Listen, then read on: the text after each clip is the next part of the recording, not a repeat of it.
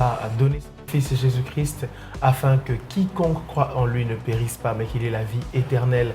Si vous êtes de ceux qui avaient cru dans le Seigneur Jésus-Christ et cru dans l'Éternel, notre Dieu, notre Père, eh bien, soyez les bienvenus au déjeuner spirituel. Et si vous tardez encore devant cette grande et belle nouvelle, à savoir l'amour de Dieu par Jésus-Christ, soyez le premier ce matin à recevoir cet amour en donnant votre cœur et votre vie à Jésus. Quel que soit le lieu d'où vous nous retrouvez, ici à Lubumbashi, sur la route Kipushi, la route Likasi, à Kipushi même, à Likasi, pourquoi pas, et quelles que soient les villes, quelle que soit la ville d'où vous nous suivez, parce que nous sommes en direct aussi de notre application mobile, et bien que le Seigneur vous bénisse partout de par la terre, à commencer par Lubumbashi et dans ses environs et partout dans le monde. Donc, si vous nous rejoignez, que la paix du Seigneur vous soit accordée. Nous sommes heureux, nous, la grande équipe du déjeuner spirituel, de vous retrouver ce matin. Un nouveau jour que le Seigneur nous accorde, qu'il soit pour nous un sujet de joie et d'allégresse. La grande équipe, donc, la partie cachée et la partie visible, est prête à faire ce périple avec vous, environ 1h30. Et le Seigneur ne manquera pas de nous faire du bien, c'est certain. Et je m'en vais donc saluer avec vous ceux qui, avec moi, partageront ces temps et ces délices du Seigneur autour de cette table spirituelle. Bonjour Maman Bijou. Bonjour Papa Ephraim. Et bienvenue au déjeuner spirituel. Mamie, bonjour à vous. Bonjour Papa Ephraim. Et bienvenue à vous et bon début de semaine. Merci pareillement. Merci beaucoup. J'allais donner un autre souhait, mais ce n'est pas encore l'heure. Il va falloir qu'on attende demain pour commencer à souhaiter autrement aux dames sur le plateau et ailleurs. Eh bien, on garde ça, on garde notre mal en patience. Pour l'instant, on va rendre grâce au Seigneur pour ce jour qui nous accorde, un jour nouveau, un jour qui est capable d'enfanter de très grandes choses. Vous avez vu des choses affreuses jusqu'à aujourd'hui. Espérez en l'Éternel. Espérez encore. Bénissons son saint nom aujourd'hui. Seigneur, nous te sommes reconnaissants pour ce jour que tu nous accordes. Il est au-delà, Seigneur mon Dieu, de toute prévision. Il est au-delà de toute parole de bonne aventure qui aurait pu être dite. Tu l'as connu, ô Dieu, d'avance, de toute éternité, et tu l'as conçu. Et voici aujourd'hui, tu l'as enfanté. Tu as levé sur nous le soleil, ainsi que sur les méchants aussi, afin que ton amour soit vu de tous, ô Dieu, et que tous puissent être exposés à la grâce merveilleuse de t'appartenir. Merci, ô Dieu, toi qui prends soin de nous dans les moindres détails de nos vies et qui conduis nos pas. Seigneur, permets que ce jour soit pour nous une expérience de communion avec toi, une occasion, ô Dieu, de te voir te glorifier dans nos vies, ô Père, une source d'action de grâce que nous allons rendre devant toi à chaque étape et à chaque instant de cette journée. Bénis ton peuple, Dieu, que tu attires autour de cette table. Fais-nous du bien, le bien que tu as pour nous en réserve. Glorifie ton saint nom, par Jésus notre Seigneur et Sauveur. Nous prions ainsi et nous disons Amen. Amen.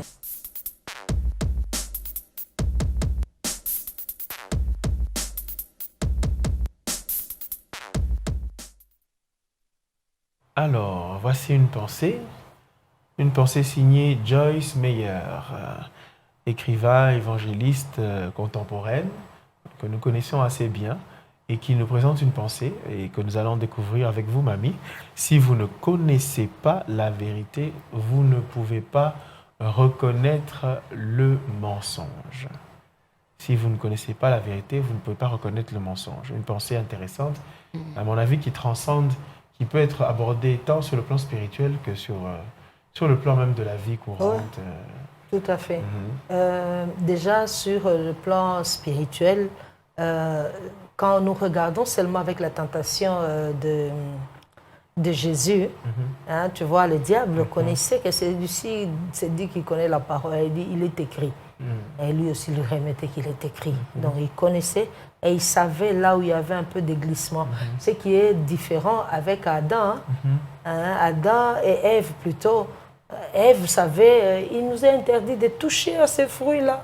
Mais quand le diable a parlé, donc il n'avait pas la connaissance parfaite des choses, il a dit seulement non, vous ne mourrez pas, vous serez comme des dieux. Et on a vu là où ça a amené. Donc il faut plus détecter, connaître la vérité pour savoir détecter le mensonge. Et il y a même, comme vous avez dit, même dans la vie normale, comme vous avez dit, la même pensée est aussi à appliquer. Aujourd'hui, il y a le problème des dollars. Presque une grande partie dans le monde utilise le dollar. Alors, nous ne devons pas nous donner la peine de commencer à chercher les faux dollars. C'est comment? Ça fait quoi? Non. moi, je crois qu'il faut maîtriser le vrai.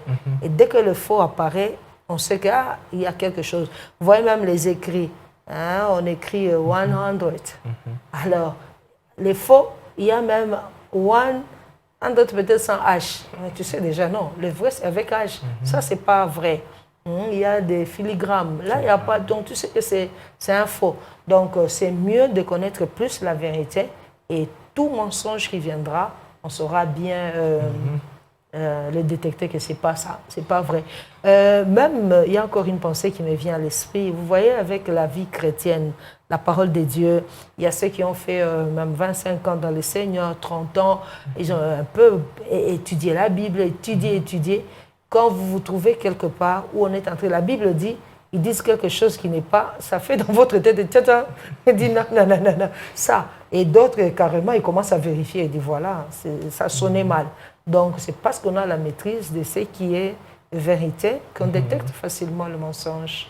Eh bien, si vous ne savez pas la vérité, vous ne pourrez pas reconnaître le mensonge. Je pensais à quelque chose, mamie. Moi, je pense à une jeune sœur, à une jeune femme qui est en train d'entrer de plein pied dans la vie et qui a ses premières, on va dire ses premières sollicitations, mais qui a des sollicitations sérieuses pour le mariage. Les aventuriers en costume, on ne peut jamais les déceler à les voir comme ça. Ils sont tous pareils, hein, c'est comme des oiseaux qui ont tous la même couleur, mais bon, il y en a un qui est vieux, l'autre qui est jeune parmi les oiseaux. Alors, cette jeune fille qui a tout à apprendre de la vie et qui a une sollicitation sérieuse comme celle-là, comment savoir que c'est bon ou que ce n'est pas bon? Que là, c'est un mensonge qui va t'amener, comme dit la Bible, telle voie paraît droite à un homme, mais son issue, c'est la voie de la mort. De la mort. Comment est-ce qu'elle fera la distinction? Voilà pourquoi, pour le mariage, ce qui est vraiment sérieux, je reste dans le mariage. Vous voyez qu'il y a des étapes. Donc, les sages ont déjà réfléchi à cela. La femme ou la jeune fille va tomber par le coup de foudre. Un homme musclé, parle bien, il se tient et tout ça. Mais bon, il dit oui, j'accepte. Mais il y a l'étape qui suit. Il faut le présenter chez les parents qui ont déjà l'expérience et qui n'ont rien à voir avec ta beauté et tes muscles. Vous voyez? Et quand on entend parler la personne, ceux qui ont déjà un peu de sagesse, qui ont vécu déjà, il est temps de parler. Soit tu peux bien parler, mais non, là, c'est un faux. Et tu vois, les parents, souvent les parents avisés, ils commencent à poser des questions. Tes parents, qui est ton père? Qui est ta mère? Et curieusement, même Rebecca, on lui de qui es-tu fille? Hein? Pour savoir un peu les origines. Vous allez voir, non, moi, mon papa, parce que le jour qu'on va faire la vérification de ce que lui-même a dit, on va dire c'est un menteur ou tout ça. Ou bien quand même il dit, il peut dire bien, mais quelqu'un qui a de l'expérience de la vie va détecter. La jeune fille n'a pas de l'expérience, il voit que la beauté, l'extérieur, mais ceux qui sont sages et qui n'ont rien à voir avec votre beauté vont détecter. Tu fais quoi dans la vie? Ça veut dire, c'est un fainéant, vous voyez, il y a beaucoup d'éléments qui vont faire que la jeune fille peut épargner. C'est pourquoi, même un petit conseil déjà, pour ceux qui veulent se marier, ne soyez pas trop pressés. Je l'ai rencontré, je l'aime et puis c'est fini. Non, il y a des étapes à suivre. Présenter aux parents, les parents approuvent. Je ne dis pas d'être tribal, les parents aussi, mais essayez de suivre les étapes. Vous allez voir quelque part... ça va réussir. Et ben voilà, pour une jeune dame qui est comme ça entre la vérité et le mensonge, et les deux ont quasiment le même vêtement, comme pourrait paraître livrer le blé, eh bien voilà, inutile d'être autodidacte ni être Superman dans cette matière, éprouvez, posez la question, faites-vous conseiller, c'est normal. Et il n'y a pas besoin d'avoir une carrière d'échec dans cette matière avant d'avoir la bonne personne. Voilà, faites-vous guider, c'est la bonne chose. On a des fois des autodidactes assez musclés qui pensent qu'ils ont toutes les compétences pour assumer leur choix. C'est mon choix, je vais aller jusqu'au bout. Mais c'est un choix qui est vraiment, c'est une tombe dorée. C'est vraiment... Et tu vois, c'est même sérieux. Il n'y a pas que les parents. On a donné encore les parrains. Donc, ils n'ont rien à voir aussi avec les sentiments ni de la fille ni du garçon, mais qui peuvent juger bien. Donc, si chacun joue son rôle, c'est difficile de tomber dans des mauvais panneaux. Mais mamie, le cœur s'est engagé. Il y a la partie secrète de la chose avant qu'on apporte. Le cœur s'est engagé, il a passé à son propre tamis la chose. Alors, qu'est-ce qu'on conseille à ce niveau-là? Il faut déjà, entre vous, dire un oui ou bien sagement avant de se positionner définitivement vis-à-vis de cette personne. Mais normalement, on dit oui. Hein? Avant de présenter chez les parents, on dit déjà oui. Et puis on dit, papa, j'ai trouvé quelqu'un, vous voyez, donc on a déjà dit oui. Mais soyez flexible. Hein? Dès que les parents conseillent négativement, les parents ou bien les amis, il est beau, mais bon, on ne le sent pas tellement. Laissez-moi. Priez maintenant. Hein? Parce que là, c'est le dernier des cartouches. Priez. Oui. Quand il y a beaucoup de contradictions dans votre choix, priez. Et vous allez prier, vous allez voir l'amour là que vous avez. Parce que c'est difficile de dire à quelqu'un, laisse tomber, mais son cœur est déjà parti. Et c'est comme si vous étiez contre elle et tout ça, mais que la personne elle-même maintenant prie. Et là, le Seigneur soit va te donner la paix ou enlever seulement cet amour-là. Je crois que ça va aller, n'est-ce pas, papa? Je crois, effectivement. Mais excusez-moi, moi, on dirait que je suis téméraire aujourd'hui sur cette matière. Continuez, c'est pour édifier le peuple. Hein? Plusieurs, on ne dira pas se vante, mais témoignent du fait qu'on ne l'acceptait pas au début, tout ça. Et c'est un peu une gloire d'avoir réussi. Et toutes les autres générations après se disent je peux aussi affronter un refus jusqu'à un certain niveau, traverser ça et on va aboutir. Voilà pourquoi j'ai même dit au début que les parents ont leur façon de juger. Ils disent non, moi je ne veux pas que ma fille épouse de telle tribu, vous voyez. Et dès que vous présentez, avant même de poser, tu es de quelle tribu? Ah non, je suis de... Hein? Voilà, vous riez aussi, vous connaissez. Alors, dès qu'il y a ça, et ils se bloquent. Mais vous, en tant qu'enfant de Dieu, vous savez que ce n'est pas une raison valable. Hein? C'est pourquoi je dis au finish, il faut prier. Il faut prier. Parce que c'est Dieu encore qui a dit honorez vos parents. On doit les honorer en choisissant selon ce qu'eux ils veulent. Mais si ce qu'ils disent, ce n'est pas basé. Tu vois, les parents ont beaucoup de regards sur leur enfant. Ils disent non, on ne peut pas épouser un pauvre. Tu fais quoi? Moi, je serai pasteur. Il dit pasteur, on ne veut pas de toi. Mais toi, tu regardes, non, c'est quelqu'un qui craint Dieu. Moi, je l'aime, tu vois. Ça, ce ne sont pas des raisons valables. Mais s'ils donnent des raisons vraiment tangibles, il faut réfléchir et au finish, vraiment, il faut prier. Il faut prier. Eh bien, voilà, la prière vous servira donc de crible pour bien juger, pour savoir si c'est la vérité, si c'est le mensonge.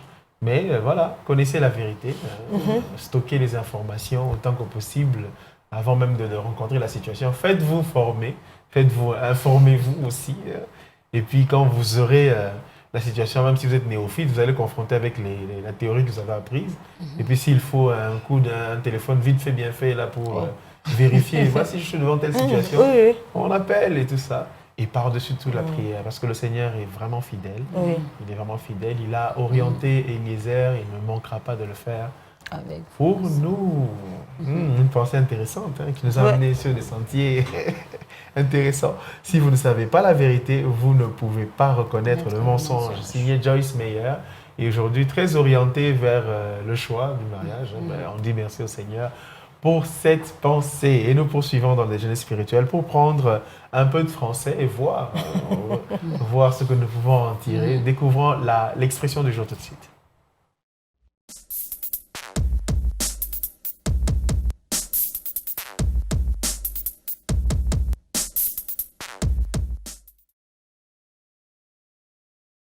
Nous y sommes. Maman Bijou, on a avoir l'oreille fine. Avoir l'oreille fine, bien entendre, avoir une bonne ouïe. Quelqu'un pourrait se dire avoir l'oreille fine, plutôt fine, c'est avoir l'oreille pointue. Non, pas du tout. Ça n'a rien à voir avec la forme de vos oreilles. C'est plutôt lié à votre aptitude à entendre, à bien entendre, avoir une ouïe fine. Donc, une bonne ouïe. Une ouïe qui est capable de percevoir. Il y a des gens qui ont tellement l'oreille fine que... Il suffit d'un petit bruit pendant qu'ils dorment pour que tout s'arrête, le sommeil, le rêve, tout. Et puis on se lève, là, on ne retrouve plus le sommeil. On ne va pas dire que ce n'est qu'une qualité. Il y a des gens qui dorment vraiment, comme on dit, du sommeil du juste. Donc, le soleil dérangé par rien. Il y a aussi du bon et du mal là-bas aussi. Partout les deux, donc je crois.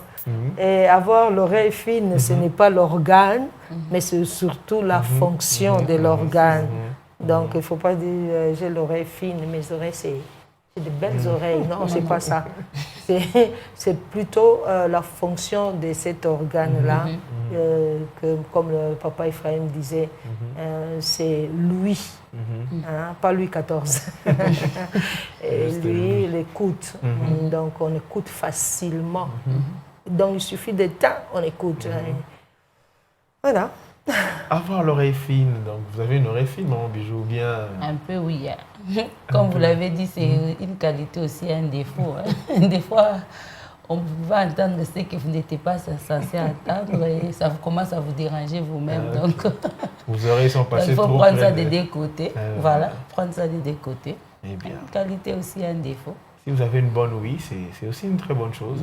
Ça vous permet d'entendre beaucoup de choses, d'être attentif à votre environnement, à votre entourage, à vos enfants, à votre mari, à beaucoup de choses, à votre épouse. Être attentif, être attentive, c'est une bonne chose. L'oreille fine, et peut-être qu'on a aussi cette qualité, c'est une qualité quand on est chantre, ou quand on doit écouter la mélodie, les notes. En tout cas, de ce côté-là, c'est... Là, il faut dire maintenant l'oreille fine musicale. Oui. Voilà. Parce qu'on peut avoir l'oreille fine, mais on n'est pas musicien. Et là, même des fois, ça va vers l'expression l'oreille absolue, carrément. Celle-là, elle entend, elle fait la distinction vraiment nette entre les notes et tout et tout. Ah mais je crois qu'il faut, il faut vraiment distinguer avec... vous savez, moi j'ai l'oreille fine.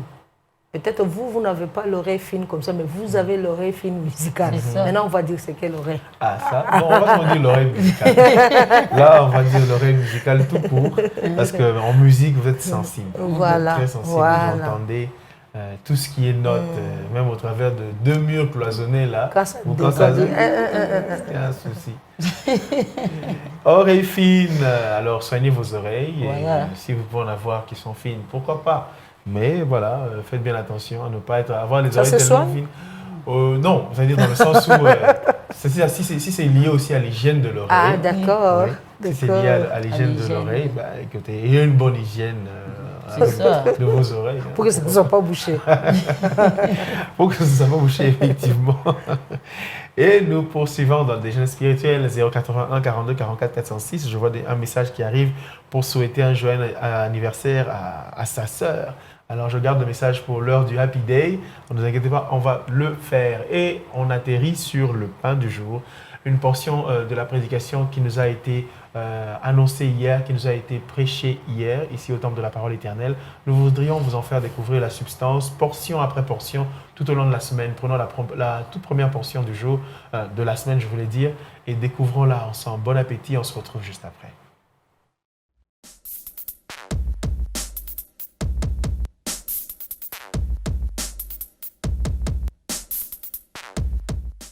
Le pain du jour est donc celui-là. On nous introduit sur cette ce nouvel enseignement, ce nouveau message que nous avons déjà découvert hier et qu'on va commencer à décortiquer aujourd'hui avant de persévérer. Prenons un message ou deux de ceux qui nous ont écrit. Bonjour frère Ephraim, bonjour maman Thérèse, bonjour sœur Bijou, mes salutations aux héros dans l'ombre, c'est la sœur Gloria, juste de marquer ma présence. Soyez le bienvenu frère Ephraim dans l'émission Le Déjeuner Spirituel. Merci sœur Gloria. Que Dieu vous bénisse. Bonjour le déjeuner spirituel, béni encore ce matin, surtout avec l'équipe présente. Juste marquer ma présence, si je ne me trompe pas, c'est le frère Elvis Mwimba. Eh bien, que Dieu vous bénisse, frère Elvis. Alors, on prend le pain du jour, mamie, et on a ce pain qui s'achève sur la sensibilité d'Abraham, un homme sensible au Seigneur, un homme sensible à la personne du Seigneur. Quelque chose de très bien, qui est même conseillé pour tout chrétien, même celui qui vient d'accepter Jésus aujourd'hui. Vous savez, cette sensibilité est même, je peux dire, provoquée par Dieu lui-même, par le Saint-Esprit. Le fait que vous venez de recevoir Jésus, il y a quelque chose qui a touché votre cœur et vous êtes venu au Seigneur. Et pour Abraham, je crois que c'est dans d'autres points où le pasteur, je crois, demeurait. dans la présence de Je suis, et qu'il a parlé de ça, que Abraham était sensible. Chaque fois, les gens passaient. Mais quand ces trois-là sont passés, il dit, certainement, je suis là-dedans. Et c'est pourquoi il a dit, aujourd'hui encore, nous voyons cette sensibilité d'Abraham. Il dit, ça doit être lui. Et nous conseillons vraiment, nous conseillons même nous-mêmes, si vous avez déjà reçu Jésus, vous êtes chrétien, vous devez exercer. En fait, c'est quelque chose qui est en nous, que nous devons développer et savoir. Je peux même extrapoler pour voir que si le Seigneur vous a appelé à quelque chose, c'est comme si j'ai raté un peu mon thème de dimanche passé, mais ça va de pair, la sensibilité. Si vous êtes appelé à faire quelque chose, vous allez sentir, comme je donne l'exemple de papa Ephraim, lui il est musicien, il a l'oreille fine musicale et normalement il a l'esprit de Dieu. Il y a parfois, il sent des chansons en lui, lui-même va confirmer comme il est là aujourd'hui. Il sent des cantiques monter en lui, mais ça dit que ça va marcher, c'est Dieu qui me donne. Bon, ça, j'étais seulement en train de fredonner comme ça. Mais on sait distinguer. Donc, j'aime votre programme de jeunesse spirituelle. On a parlé de l'oreille fine et on parle maintenant de la sensibilité. En fait, c'est maintenant cette oreille fine spirituelle. Vous voyez, hein? Donc, dans ce que le Seigneur vous a appelé, vous allez commencer. Ça, c'est votre exemple, Papa Ephraim. Je ne sais pas si vous pouvez dire quelque chose, si je suis dans la... Oui. Effectivement, je pense qu'avec les dispositions musicales et tout, quand il y a quelque chose qui est à côté, on le perçoit, on le juge, soit on l'épouse directement, soit on le corrige parce que ce n'est pas bon. Il y a une sensibilité, effectivement. Moi, par exemple, de temps en temps, je ne dis pas toujours, de temps en temps, j'ai cette sensibilité, même quand je suis en train de prêcher. Je parle, mais je ne sens pas quelque chose qui arrive. Je sais que ça, c'est Dieu. Et cette sensibilité-là, ce n'est pas que le Seigneur va venir, tu vois la gloire, ou bien il t'explique, il te dit un mot, il commence à t'expliquer. Non. Mais dès que tu as la chose, tu connais maintenant même comment développer les tout. Je dis ça, c'est Dieu. Je ne sais pas, maman Bijou aussi. Oui, oui, vous avez vraiment raison, mamie. Et j'ai aimé ce que vous avez dit. Vous avez parlé de l'oreille fine. D'ailleurs, j'allais même vous poser cette question. J'ai dit, c'est vraiment important d'avoir cette ouïe fine-là dans les domaines spirituels. Oui. Oui, j'allais même vous poser cette question. De ces côtés-là, c'est vraiment une qualité pour un chrétien. Et vous venez de les confirmer. Avoir cette facilité-là de capter, d'apercevoir, de sentir que ça, c'est Dieu. Et j'aime ce que le pasteur a dit. Il a dit, Abraham savait reconnaître que ça, c'est Jésus. Il savait reconnaître. Et à chaque fois qu'il reconnaissait que c'était Jésus, il savait qu'est-ce qu'il devait faire. C'est parce qu'il était sensible. Et comme vous l'avez dit, c'est vraiment très important pour les chrétiens aujourd'hui que nous soyons sensibles et savoir ce que nous devons faire exactement en ces moments-là. Parce que des fois, il arrive que nous passions à côté parce qu'on n'a pas été sensible. Notre ouïe n'a pas assez fonctionné pour savoir que ça c'était Dieu qui était en train de nous parler. Assez fine. Voilà, assez fine pour savoir ça c'était Dieu.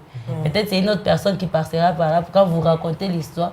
Je dis, mamie, écoutez, j'ai regardé ce qui s'est passé. Et mamie vous dit, mais c'était Dieu. Ah, vous regrettez, je suis passée à côté. Donc, le Seigneur nous aide, qu'on exerce vraiment notre oui. Ce qui est bien avec Dieu, il ne donne pas quelque chose qui nous dépasse. Tu as cette communion avec le Seigneur, même les bien-aimés qui nous suivaient. Si vous avez la communion avec le Seigneur, vous savez comment il vous parle. Même en songe, vous pouvez différencier même les rêves. Il dit, ça, c'est le message de Dieu. Ça, bon... C'est parce que j'ai mangé beaucoup. Voilà. Mais est-ce que cette sensibilité n'est pas non plus le fait qu'Abraham stockait la parole du Seigneur? Il le dit qu'il crut, et il y a plusieurs versets comme ça qu'il dit donc qu'Abraham croyait à ce que le Seigneur lui disait, que cela lui était imputé à justice et que ça le rendait finalement sensible au Seigneur. Oui. Je réfléchis, bon, c'est une réflexion. Moi, je crois que quelque part, c'est d'abord... quelque chose que Dieu donne seulement. Parce que le temps d'Abraham, il n'y avait même pas beaucoup de paroles. C'est eux qui sont en train de nous donner des choses. Souvenez-vous du premier message dans cette série où le pasteur a dit Abraham croyait aux idoles et tout ça, mais quand il a entendu le chapitre 12, quitte ton pays, il dit cette fois-ci c'est différent des autres. Il a obéi, il a appliqué sa foi. C'est comme si c'est quelque chose que le Seigneur a mis en lui et je voulais seulement insister que la chose là, je ne sais même pas comment la nommer, ce que vous sentez, vous savez différencier les choses. Ça c'est Dieu. Et maintenant il faut développer parce que à Abraham, quand nous voyons, il sentait cette chose. Déjà, à l'écoute seulement, quitte son pays. Pourquoi il a obéi directement? Parce que sa foi dit, ça, c'est différent de tout. Il a cru et il est allé. Et nous aussi, comme je disais déjà au début, je dis, dès qu'on a cru au Seigneur, c'est comme si le Saint-Esprit qui nous a convaincus à parler au Seigneur, il va nous donner une façon dont il parle. Hein, tu vas sentir. Et maintenant, quand je dis il faut s'exercer et développer cette chose-là, c'est quoi? Il faut obéir, comme Maman Abijou a dit. Tu entends, tu fais. Le Saint-Esprit n'est plus attristé. Il a la joie de te communiquer. Il fait encore, tu obéis, tu fais. Hein? Quand nous voyons avec Abraham, ça ne s'est pas limité seulement le jour qu'il est sorti, mais déjà avec les étapes ici qu'on a étudiées, 1, 2, 3, 4, aujourd'hui 4e, il a entendu la parole, il s'est exercé. Dès qu'il entend la voix, il dit non, ça c'est Dieu. Deuxièmement, dès qu'il le voit, donc il ne s'est pas déjà exercé seulement à l'oreille fine, mais même ses yeux étaient fins. Il pouvait différencier que ça c'est... Et je crois que plus vous demeurez dans le Seigneur, il y a des choses. Je ne sais pas comment expliquer, mais il y a des choses. Vous parlez avec quelqu'un, vous sentez que ça c'est un escroc. Il dit ça pour me faire ça. Parfois, vous regardez seulement la personne et dit, elle est possédée. Hein, sans faire de mauvais jugements. Mais c'est le Saint-Esprit qui est tellement en vous développé, il commence à agir vraiment. Et vous qui portez le Saint-Esprit, vous manifestez cela. Et la maturité aussi permet qu'on puisse avoir cette ouïe fine, les yeux vraiment ouverts et comprendre pourquoi. Parce qu'à un moment, le Saint-Esprit va commencer à vous montrer les choses. Vous n'êtes pas obligé de toujours dire. Vous regardez, vous savez comment vous en tenir, c'est parce que vous êtes déjà mature. Donc, il y a beaucoup de choses là-dedans. Alors, il y a ce verset qui est l'introduction de toute la pensée, où on dit qu'Abraham donna la dîme de tout. On ne l'a pas encore développé aujourd'hui, mais c'est aussi là l'aboutissement de cette sensibilité-là. On se dit que, je réfléchis, il n'y a pas eu un autre épisode où, avant cela, Abraham a eu cette occasion. Et quand l'occasion s'est présentée, il a été sensible. Il a pris la dîme de tout. Et il a donné... Oui, je crois qu'on a toute une semaine. Notre pain est divisé en 5 morceaux. 5 bons morceaux. Et nous aurons vraiment à entrer en profondeur au courant de la semaine par la grâce de Dieu. Et aujourd'hui, comme vous parlez, il a donné la dîme. Il y a des choses qui ont précédé, qui donnent la dîme. Peut-être il a senti que cette personne qui vient devant de moi, vraiment c'est comme celui que j'avais reçu là-bas. Ah bon, ici il était encore à moi, donc ça précédait l'autre. Et il regarde et dit, la voix là, c'est comme ce que j'avais entendu. Et déjà il s'approche, sa foi s'ouvre, mais ce qui est bien et qui a provoqué que Abraham à l'époque, qui puisse donner la dîme de tout, c'est ce que la personne a amené. Et ça j'ai aimé hier. Il dit, il est venu, je suis est venu pas main vide. Melchisedec ou Melchisedec, ça dépend. Il est venu pas main vide. Il est venu avec du pain et du vin. Il a béni Abraham et curieusement, il a béni Dieu. Donc, nous voyons vraiment que c'est l'image de Jésus qui a béni son Père, qui a béni Abraham parce qu'il n'a ni mère ni père. N'a pas d'origine, donc il vient, c'est Jésus. Alors Jésus n'est pas venu main vide et il est venu avec des cadeaux. Et j'ai aimé même la lecture de ces textes quand le pasteur lisait. Vous voyez qu'il ne vient pas main vide, mais il vient avec des cadeaux. Lui, il a tout. Hein? Et le pasteur dit apportez le pain. C'est un roi, il ordonne, on l'amène. Et puis, un roi ne donne pas la dimension de nous, les humains. Ici, quand on dit amener le pain, moi, je vais calculer autant de pain, ça coûte combien. On risque d'entrer dans des choses parce que je sens des choses venir en moi. Il donne au niveau de roi. Quand on voit même quand Jésus a multiplié le pain, lui-même, je suis là, maintenant dans la nouvelle alliance. donnez vous-même le pain. Où est-ce qu'on aura, les humains comme nous, on dit, oh, où est-ce qu'on aura autant de pain quand les bien-aimés vous suivez même dans la salle, quand on monte, autant de gens. Ça va coûter combien? Je commence à calculer mes poches, on va l'acheter ça où? Mais lui, il est roi. Il dit apporter, c'est à sa dimension. Et on a amené ça. Et tout ça, je crois que c'était en train encore de réanimer la foi d'Abraham. Il dit, mais c'est quel monsieur? Il donne autant de pain pour tous ces gens qui ont... Et quand il y a la fête, est-ce qu'on donne 2 pains? Non, la fête, on doit manger jusqu'à fatiguer. Donner du vin. Et c'était pourquoi? Pour qu'ils célèbrent. Au fait, la première partie, est-ce que j'aimerais que nous puissions avoir en tête de ce message que Dieu, le pasteur a même introduit à la prédication, Dieu n'est pas seulement le Dieu des peines, des souffrances, des temps que nous pleurons, Seigneur, donne-moi, Seigneur. Non, il est là, il nous entend, il dit, invoquez-moi dans le détresse et je vous entendrai, c'est très bien, mais il est là aussi pour célébrer avec nous. Amen. Quand nous avons la victoire, il célèbre avec nous. Et quand il vient à la célébration, bien-aimé, sachez qu'il ne vient pas main vide. Lui qui a été avec vous, avec Abraham, dans le combat, parce que s'il a pu remporter cette victoire, ce n'est pas parce qu'il a pris les anciens de son troupe, tout ça, mais c'est parce que je suis été avec eux. Et voilà, la Bible dit, il passe au devant. Il passe devant maintenant, il lui donne aussi des cadeaux pour qu'ils célèbrent ensemble. Donc, déjà, pour introduire cette semaine, nous devons savoir que Dieu n'est pas seulement le Dieu de douleur, de quand nous pleurons, mais il est le Dieu aussi de quand nous nous réjouissons. Amen. Gloire au Seigneur. Ça donne envie de poursuivre ce déjeuner spirituel et surtout ce pain tout au long de la semaine. Ne manquez pas donc que nous allons consommer ensemble la substance de ce pain. Notre Dieu nous est favorable et nous bénissons son saint nom. Quelques messages qui nous parviennent. Bonjour la famille, c'est le frère Nathan Moutangala depuis Kipushi. Que Dieu vous bénisse, frère Nathan. Merci d'être avec nous. Le berger J.C. Kapinga nous écrit en disant « Bonjour ma famille dans le Seigneur Jésus-Christ, bon début de semaine à mes enfants Jonathan, Josué, Johanna, Alice, Mumba et à ma femme Linda Kasongo. Que Dieu bénisse la présence de maman Mami Amani. Eh bien, merci. Que Dieu vous bénisse.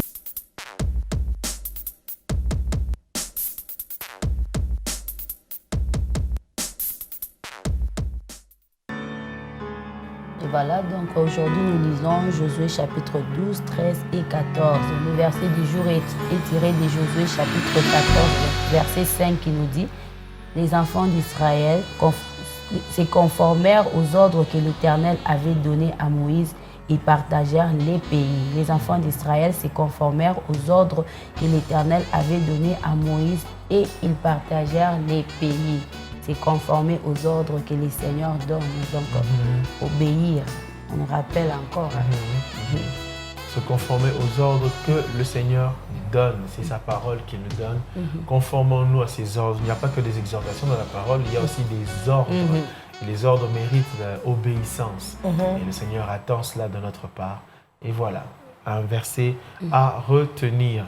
Bonjour déjeuner spirituel, aidez-moi à souhaiter un joyeux anniversaire à mon adorable petite sœur Juréel Cage, signée Anania Mige. Eh bien, sœur Juréel Cage, de la part de votre grand frère Anania Mige, nous vous souhaitons un très heureux anniversaire. Nous nous associons, nous le déjeuner spirituel, au frère Anania pour vous souhaiter un heureux anniversaire. Que Dieu vous bénisse abondamment. Nous sommes arrivés au terme de notre déjeuner spirituel. Merci, mamie, d'avoir fait ce périple avec nous. C'est moi qui vous remercie. Je vous en prie. Maman Bijou, à vous aussi, merci. Merci à vous aussi, Papa Ephraïm. Ben, je vous en prie. Merci à toute la grande équipe cachée du déjeuner spirituel qui sert avec ardeur, fidélité et qui nous permet d'arriver dans vos maisons. En tout cas, nous sommes heureux d'avoir atteint vos lieux secrets, vos cœurs, par la grâce du Seigneur. Et je m'en vais dire avec la sœur Gloria qui le dit si bien et qui l'écrit « Gardons nos robes blanches car le Christ est à la porte. Shalom. » Shalom.